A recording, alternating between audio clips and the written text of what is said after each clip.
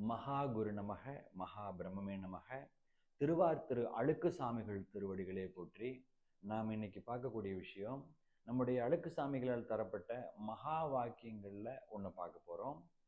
பற்றினை பற்றாமல் பாரினில் வாழ்வோனை பற்றாது அகத்துயிர் ஆழிசூழ் அவனிகளேன்னு சாமி சொன்னாங்க.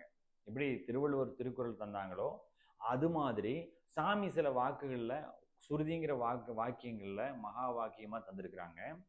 பற்றினை பற்றாமல் இந்த உலகத்துல, பற்றினை பற்றாமல் இந்த உலகத்துல பாரினில் வாழ்வோனை பற்றாது அகத்துயிர் ஆழிசூழ் அவனிகளே அப்படிங்கிறார். என்ன பொருள்னா, யாரு பற்றாம இந்த உலகத்துல வாழ்றாங்களோ அவங்கள பற்றாது எது உலகத்திலேயே ரொம்ப பெரிய துன்பம் என்னன்னா அகத்துயர்.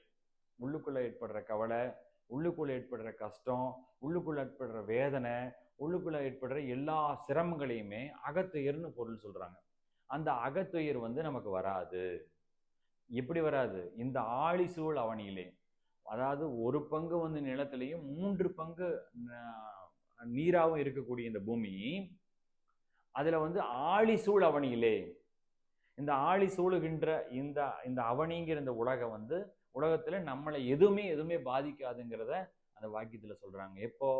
நாம பற்றாம இருக்கின்ற போது. அப்போ நாம் அனைவரும் பற்றாமல் இப்ப இருக்க முடியலன்னா கூட அதை நினைச்சு பார்த்து நம்மளை கொஞ்சம் பழக்கப்படுத்துவோம்னு நினைச்சிட்டு இந்த பதிவை நாம சொன்னதுக்கு ரொம்ப நன்றியை உங்கள்கிட்ட சொல்லிக்கிறேங்க. நீங்க அதை பார்த்து ஆனந்தம் பெறணும். மகாகுரு நம.